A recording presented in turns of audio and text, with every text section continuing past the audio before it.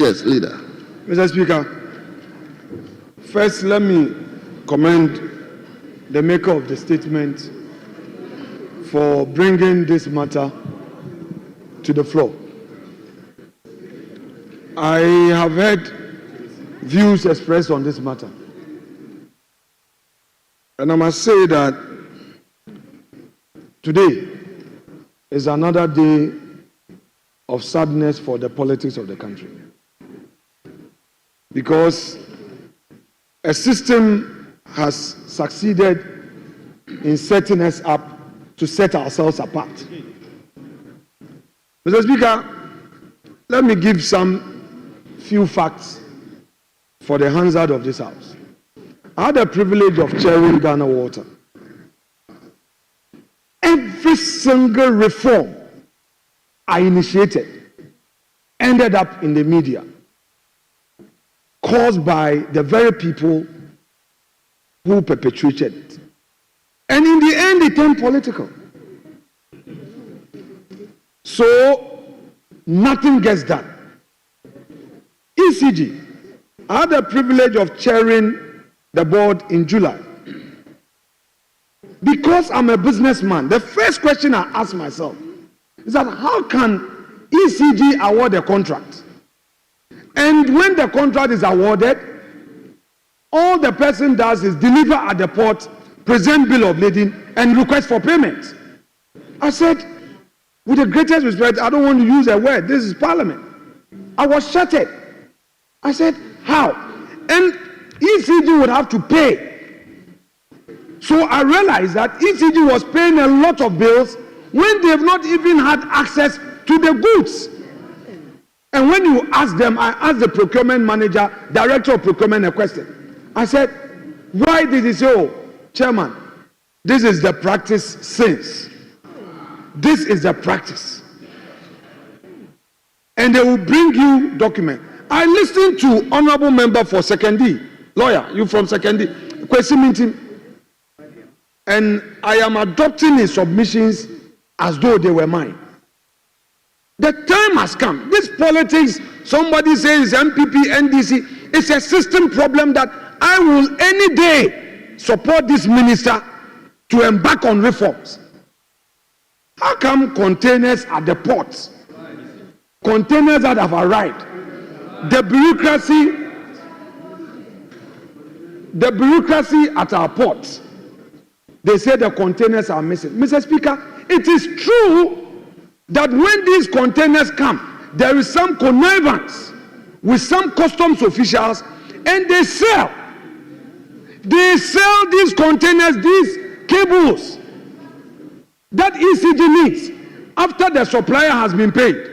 They sell the container, and then people will sell back to ECG.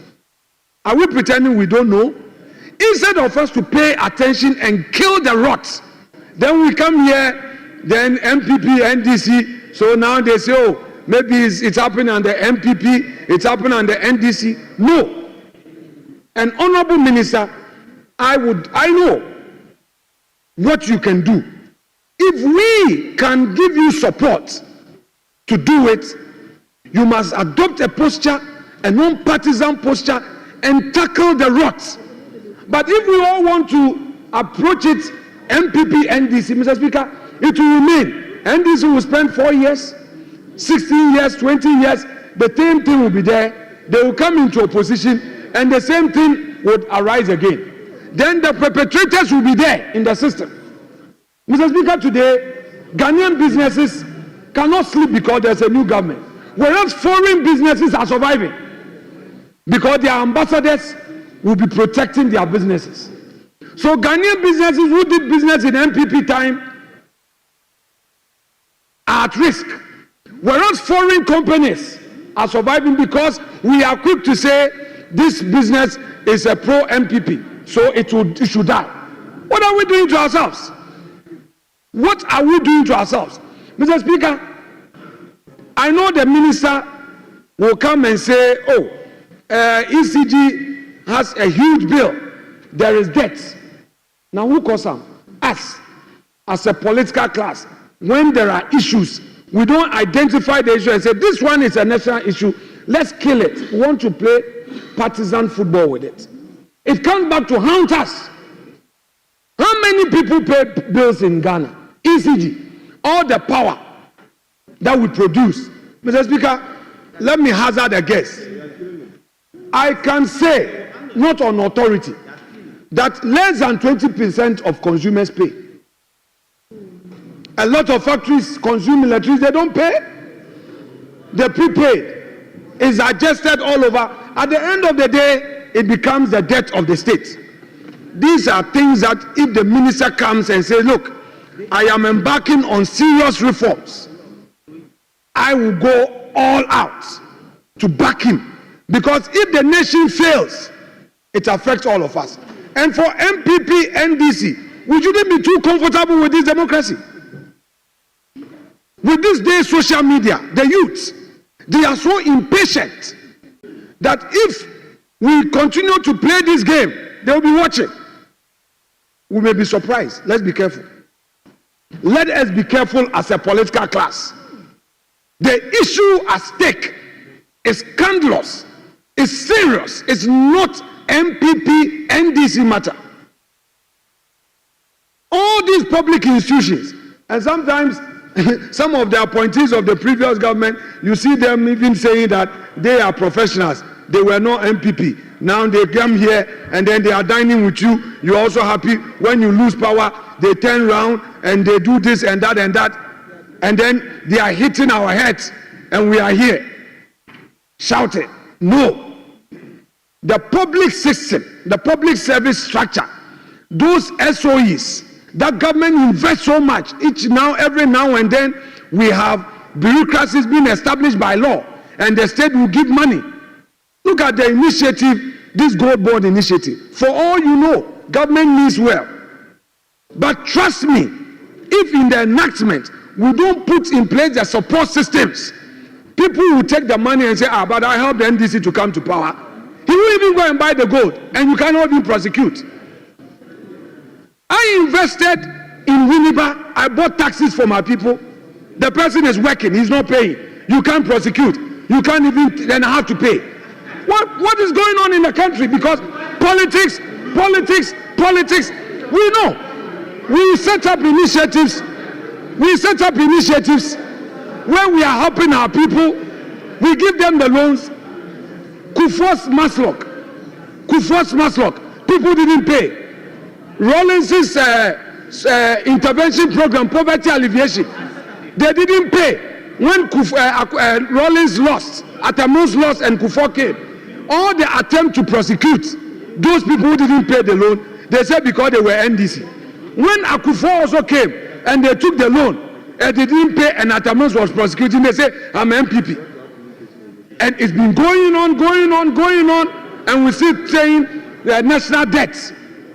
All these social interventions that are going down the drain, it's become consumption, not investment. So as a political class, let's wake up. Let's get more serious. Tackle the issues. $700 million is not cheap money. Go to ECG. Those companies are chasing ECG, and now because the minister is enforcing the cash waterfall, they say they get only 40 million cedis, and the 40 million cedis is not even enough to pay salary. Those officers at ECG, those directors, they are the ones who should hold them to account and stop this political football we play. And then we come and we say it was MPP time. Honorable member who brought the statement up, with the greatest respect to you, I do not think an answer will be in a parliamentary inquiry. With the greatest respect to you.